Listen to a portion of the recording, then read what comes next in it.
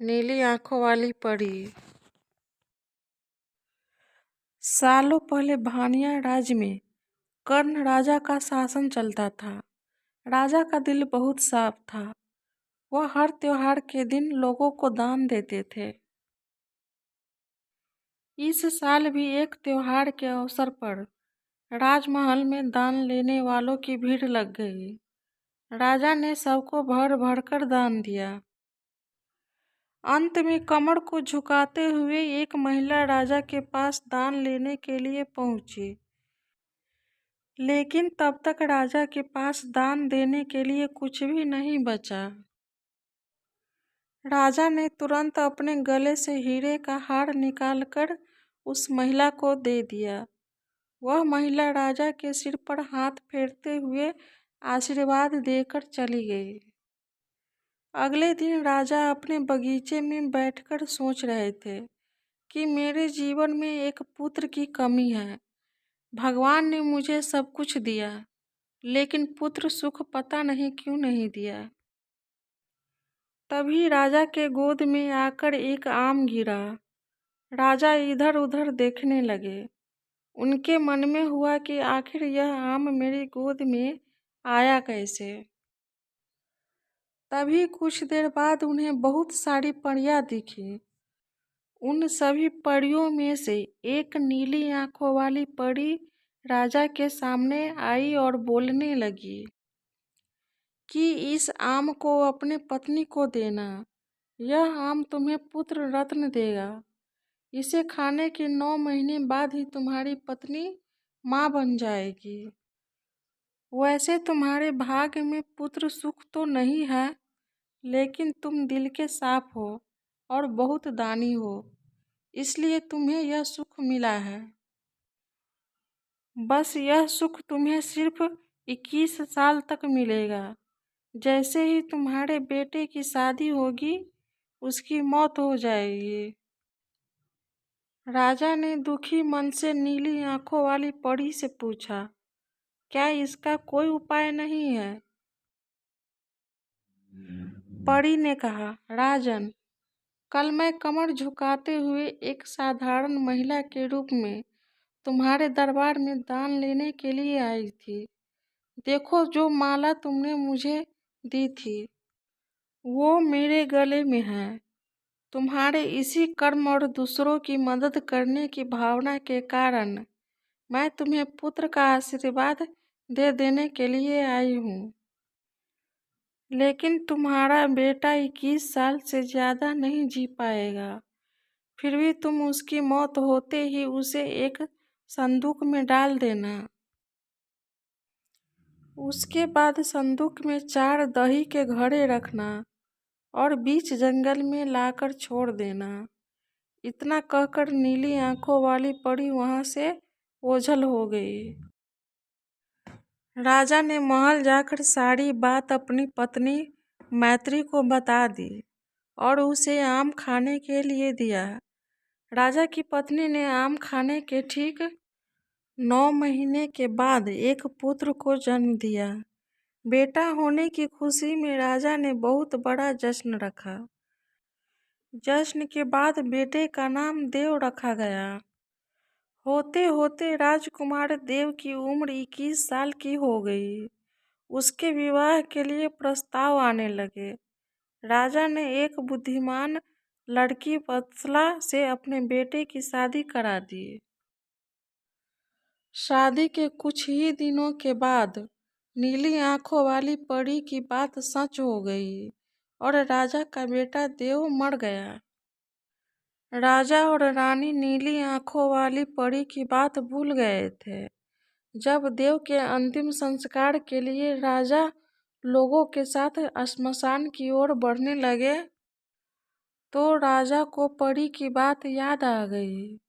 तुरंत राजा ने सबको एक बड़ा सा संदूक और 4 दही के घड़े लाने के लिए कहा। संदूक आते ही राजा ने भारी मन से अपने बेटे को उसमें डाला और दही के 4 घड़े भी रख दिए। उसके बाद राजा ने अपने सैनिकों की मदद से उस घड़े को घने जंगल के बीच में रख दिया।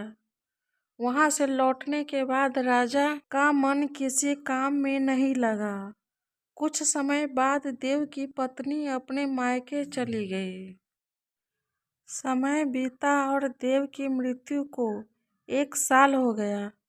देव की पत्नी वत्सला के घर एक बूढ़ा आदमी खाना मांगने के लिए पहुंचा। उसने बड़े प्यार से उसे खाना खिलाया। खाना खाने के बाद उस भिखारी ने अपना हाथ धोने के लिए दूसरे हाथ की मुट्ठी खोली। तभी वत्सला ने उस मुट्ठी में अपने पति देव की सोने की चेन देखी। वत्सला ने तुरंत भिखारी से पूछा, आपको यह चेन कहाँ से मिली? यह मेरे पति की है, जिन्हें संदूक में बंद करके जंगल के बीच में रखा गया था। भिखारी ने डरते हुए कहा, हाँ, मैंने यह चेन उसी संदूक से निकाली है।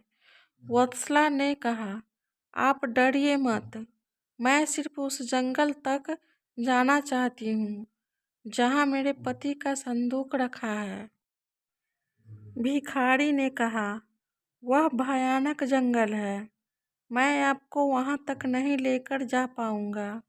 हाँ, आप चाहे तो मैं आपको उस संदूक से थोड़ी दूर ले जाकर छोड़ सकता हूँ।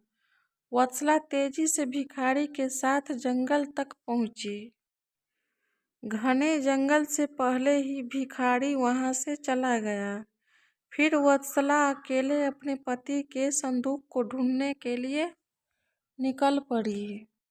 वहां जाकर उसने अजीब सी चीजें देखी। उस संदूक के पास बहुत सारी परियां थी। वत्सला पेड़ के पीछे छुपकर उन्हें देखने लगी। वत्सला ने देखा कि सारी परियों के बीच से एक नीली आंखों वाली परी आई और उसने संदूक में एक लकड़ी देव के मृत शरीर के सिर के पास और एक पैर के पास रखी। तभी देव संदूक से बाहर निकल आया। परियों ने देव को मिठाई खिलाई और दोबारा संदूक के अंदर डालकर लकड़ियों की स्थिति बदल दी। रोज रात को नीली आंखों वाली परी इसी तरह से देव को संदूक से बाहर निकालती और फिर उसी में भेज देती थी। वत्सला डरते हुए उसी जंगल में फल खाकर 3 से 4 दिन तक यह सब देखती रही। एक दिन वत्सला ने भी संदूक खोलकर नीली आंखों वाली परी की तरह ही लकड़ी की स्थिति को बदला। तभी देव संदूक से बाहर निकल आया। देव ने जैसे ही अपनी पत्नी को देखा, वह हैरान हो गया। देव कुछ बोल ही रहा था कि अचानक वत्सला बोल पड़ी, मैं आपको इस जंगल में इस स्थिति में रहने नहीं दूंगी। आपको मेरे साथ चलना होगा। देव ने वत्सला को समझाते हुए कहा, मैं नीली आंखों वाली परी की वजह से ही इस दुनिया में आया हूँ। मैं उनकी आज्ञा के बिना कहीं नहीं जा सकता।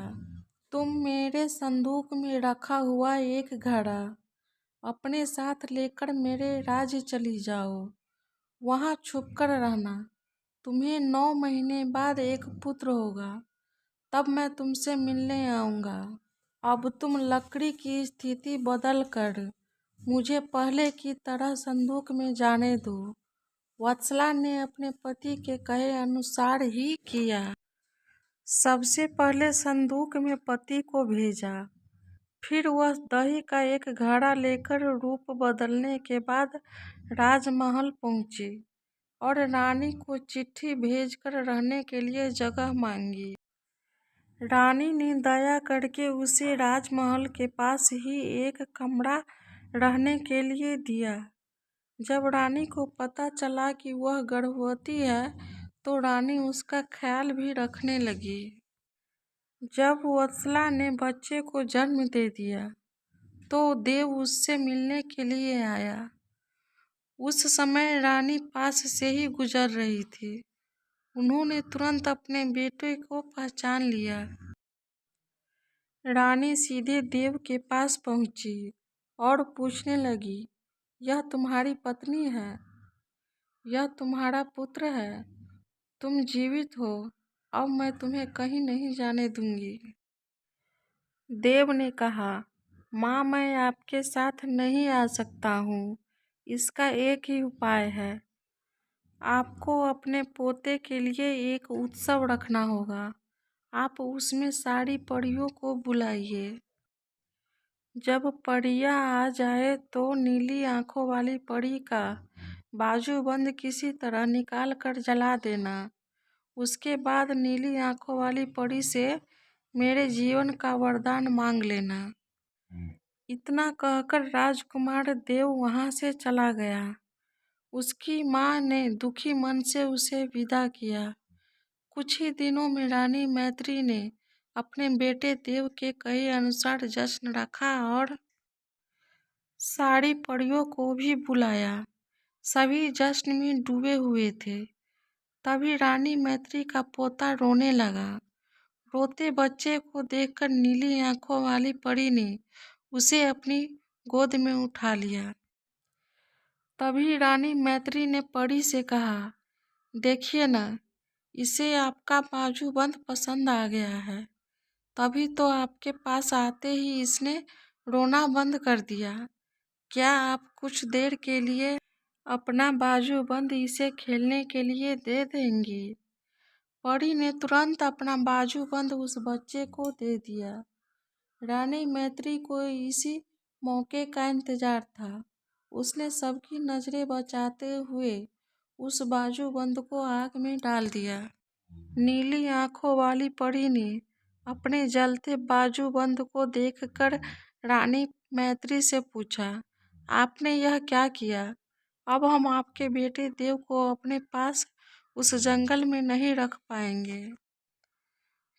यह सुनते ही रानी मैत्री ने रोते हुए परी से प्रार्थना की।